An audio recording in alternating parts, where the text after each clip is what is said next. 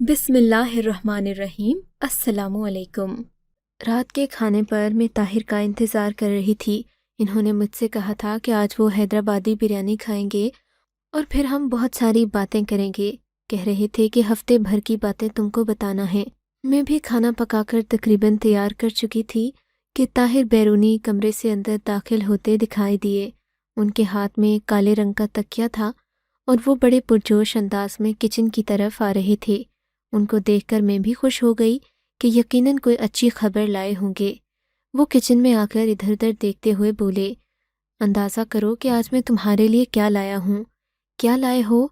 मैंने उस तकिए की तरफ देखते हुए कहा, मैं तुम्हारे लिए सोने की चीज़ लाया हूँ। मैं समझी कि वो कोई हार या फिर सोने की अंगूठी होगी, मगर ताहिर का मतलब वो तकिया था जो इन्होंने हाथ में उठा रखा था। मैं हंस पड़ी। इसकी क्या ज़रूरत थी? घर में तो बहुत सारे तकिए हैं। नहीं, तुम नहीं समझोगी, ये ख़ास तकिया है। क्या है? इस पर सोते ही तुम्हें इस कदर गहरी नींद आएगी कि तुम सारी परेशानियां भूल जाओगी। मुझे कोई परेशानी नहीं तुम्हारे साथ रहते हुए, मैंने शौक लहजे में कहा। हाँ हाँ, जानता हूँ, तुम्हारा मैकर ससुराल मैं ही हूँ। वो भी हंसकर बोला। मैंने जल्दी से खाना लगाया, फिर हम दोनों बातें करने लगे। खाने के बाद हम लोग चहलकदमी करने घर से थोड़ी देर बाहर चले गए। ताहिर ने मुझे बताया कि हमारा कारोबार बहुत तेज़ी से तरक्की कर रहा है और बहुत जल्द हम घूमने फिरने किसी अच्छी जगह पर जाएंगे। ताहिर की बात बहुत खुशगवार थी क्योंकि मैं कई दिन से बाहर नहीं गई थी और मेरा दम घुट रहा था। ताहिर ने मुझसे वादा किया कि वो जल्द ही मुझे घुमाने ले जाएंगे। रात काफ़ी हो गई थी। बातें करते करते हमें 11 बज चुके थे। हम लोग घर आए। मैं थक चुकी थी। मैं अमूमन बाहर न जाती, लेकिन जब भी जाती तो मुझे नींद बहुत अच्छी आती।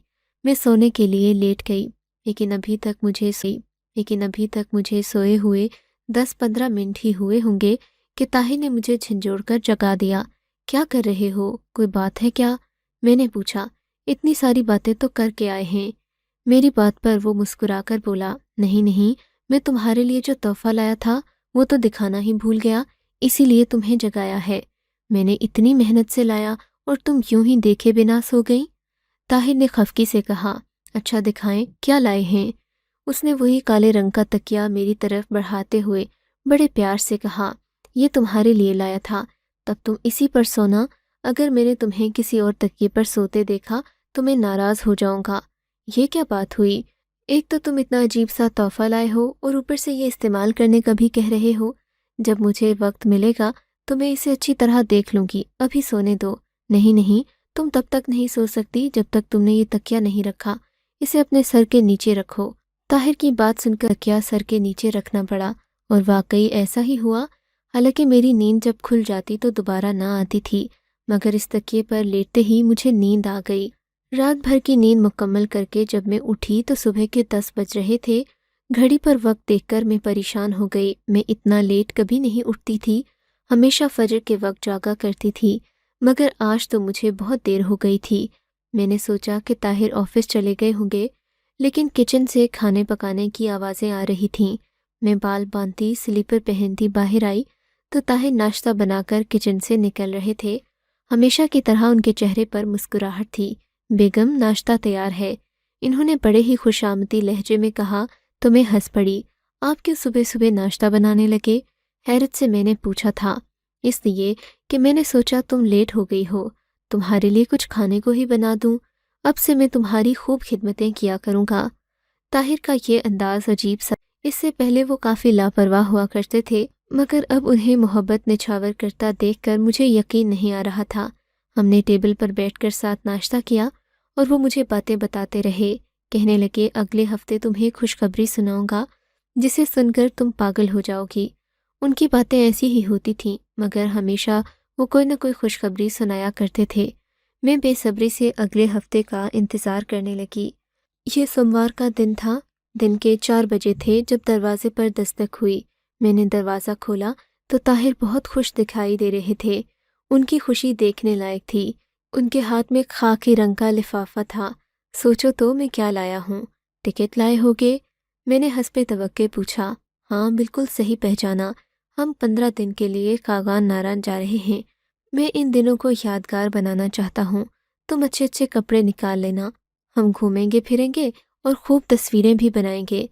देखो मैं ताहिर ने मुझे कैमरा दिखाते हुए कहा तो मेरी खुशी की इंतहा न रही, क्योंकि मैं तस्वीर बनाने की बहुत शौकीन थी और यादगारें इकट्ठी करना मेरी सबसे बड़ी कमज़ोरी थी।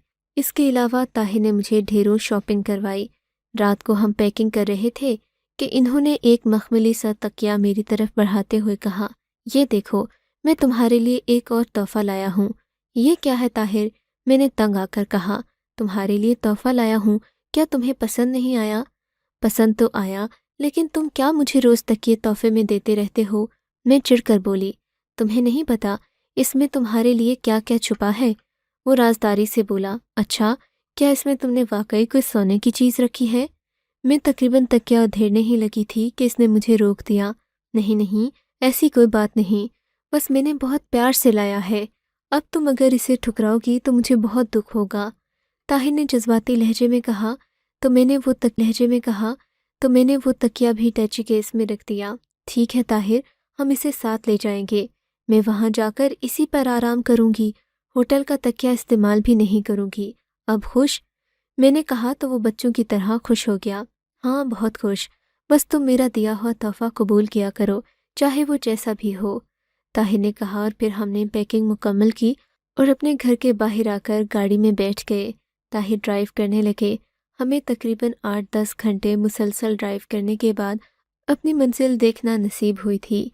ये तकरीबन सुबह के 8 बजे थे जब हम लोग खूबसूरत कागान की वादियों में पहुंच गए थे। यहाँ जाकर हमने एक होटल बुक किया और अपना सामान वगैरह रखकर नाश्ता ऑर्डर किया। नाश्ता आया तो मेरी भूख जोरों पर थी। हमें नींद भी बहुत आ रही थी, सारी रात सफ़र में गुजरी थी। नाश्ता करने के बाद ताहिर बोले, आओ ज़रा बाहर वॉक करते हैं।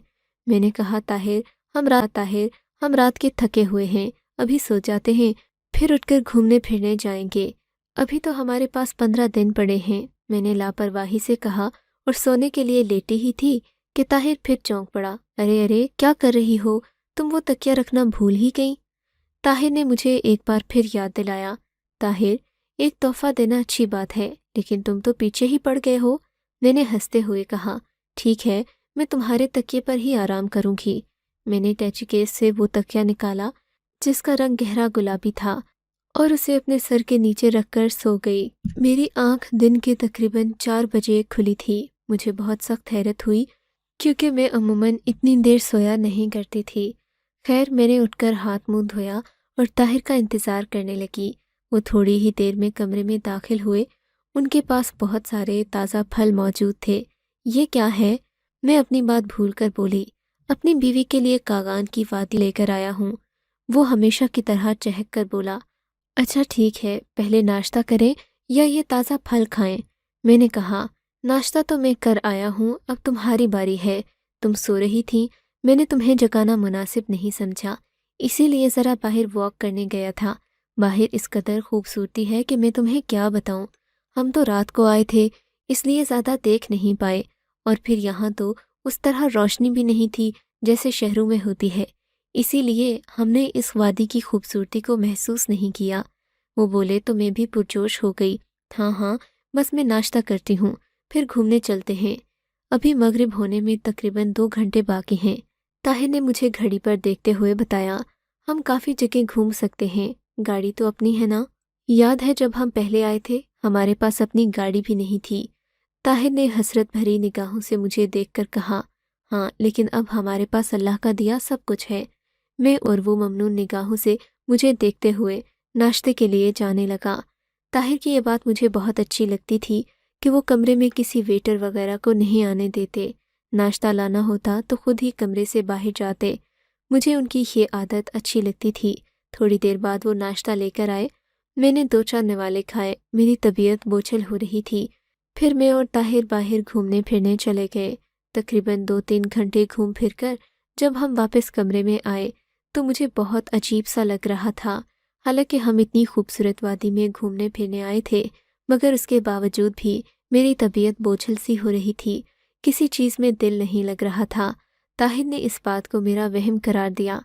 बोले कि तुम 1-2 दिन में ठीक हो जाओगी, हम पूरे 15 दिन यहाँ हैं, कौन सा किसी बात की जल्दी है। اگر تمہیں اس بار اچھا نہ لگا تو میں کسی اور ملک تمہیں لے جاؤں گا، وہاں جا کر ضرور تم زندگی کو یادگار بناؤ گی۔ طاہر کی باتیں ختم نہیں ہوتی تھیں، مگر میری طبیعت واقعی خراب تھی، اس لیے میں نے مزید گھومنے پھرنے اور باہر جانے سے انکار کر دیا۔ طاہر بولے، میں بڑے ارمانوں سے تمہیں لے کر آیا تھا، اب تو ہمیں 15 دن سے پہلے یہاں سے نہیں جانا، چاہے تم بیمار ہی رہو، ہم 15 دن یہیں گزاریں گے، آفس سے میں بار بار چھٹی نہیں کر سکتا۔ وہ رات اسی طرح گزر گئی، میں زیادہ تر سوئی رہی، مجھے نیند آ رہی تھی۔ میں بار بار اپنی طبیعت کی خرابی کے باعث طاہر کو باہر کھانے کے لیے بھیجتی تو کبھی دوا لانے۔ بالآخر ایک دن میں نے طاہر سے صاف کہہ دیا کہ اب ہم یہاں اور نہیں رہ سکتے، مجھے گھر چلنا ہے۔ طاہر نے بھی میری بات پر ہاں میں سر ہلایا تھا، کہنے لگے میں شام تک کچھ بندوبست کرتا ہوں۔ میں اپنے کمرے میں ہی تھی جب طاہر نے بتایا کہ وہ باہر کچھ ضروری کام سے جا رہے ہیں۔ میں آرام سے سو گئی، مجھے فکر نہیں تھی کیونکہ طاہر اکثر زیادہ دیر کے لیے کہہ کر باہر جاتے تھے، مگر سونے کے بعد بھی گھنٹے اٹھ کر گزار دیے، طاہر کمرے میں نہیں آئے۔ مجھے پریشانی ہونے لگی کہ وہ کہاں گئے ہیں۔ میں نے ہوٹل کے مینیجر سے پوچھا، وہ کہنے لگا کہ وہ 1-2 گھنٹے تک آ جائیں گے، ہمیں بتا کر گئے تھے، تو اگر آپ ان کا پوچھیں تو آپ کو بتا دیں کہ پریشانی کی کوئی بات نہیں۔ میں اپنے کمرے میں واپس آ گئی، طاہر کا انتظار کرنے لگی۔ مزید 2 گھنٹے گزر گئے مگر طاہر تو نہ آئے۔ میں بار بار ان کا نمبر ڈائل کرنے لگی مگر ان کا فون بند تھا۔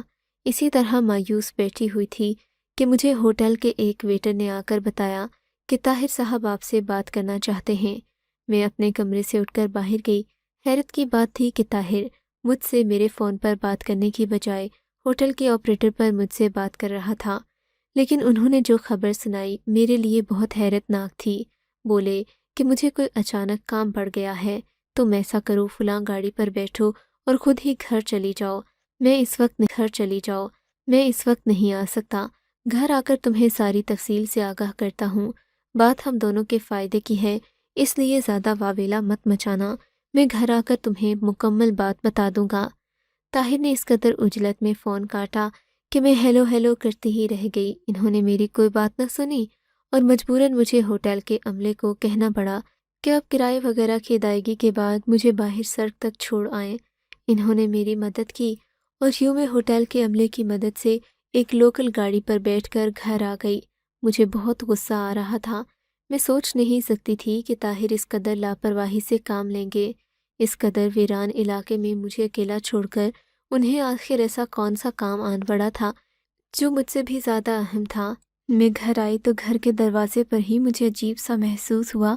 اندر اپنے کمرے تک گئی تو میری حیرت کی انتہا نہ رہی جب میرے کمرے میں لاتعداد مکھیاں چھوٹی چھوٹی چونٹر ادھر رینگ رہی تھیں۔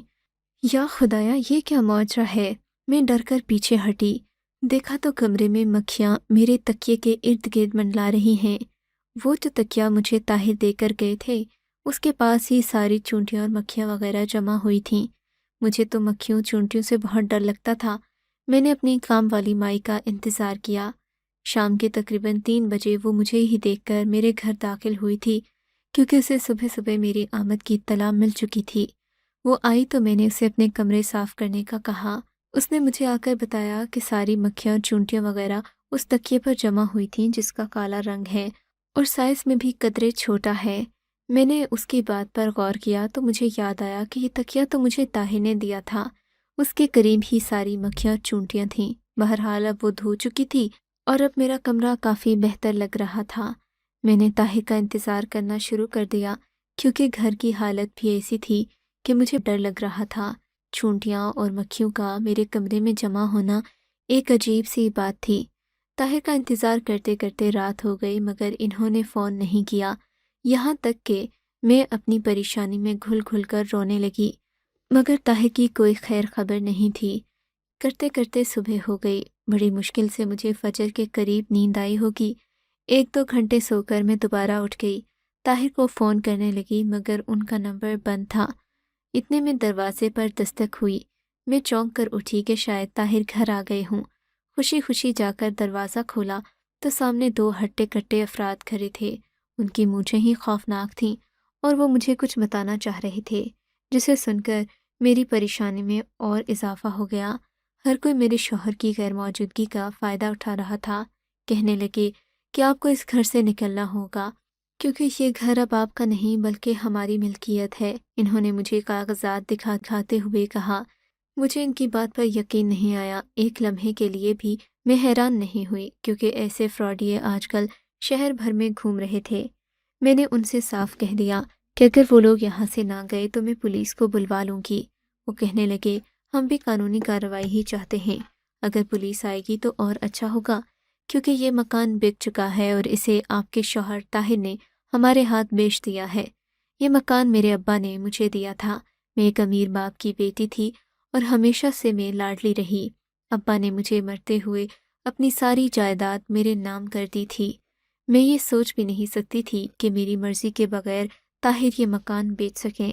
ویسے بھی وہ کیسے بیچ سکتے تھے جبکہ میرے انگوٹھے کی ضرورت ہر جگہ پڑتی تھی اور میرے دستخط ہونا بھی ضروری تھے۔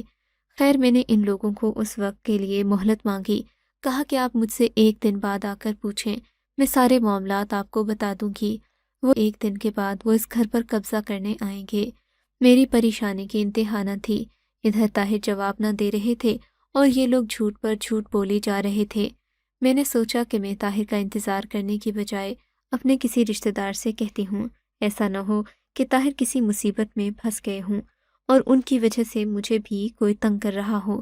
مگر اس سب کی نوبت ہی نہیں آئی۔ شام کے 7 بجے طاہر نے خود مجھے کال کی۔ اسکرین پر ان کا نمبر جگمگاتا دیکھ کر میں بہت خوش ہوئی۔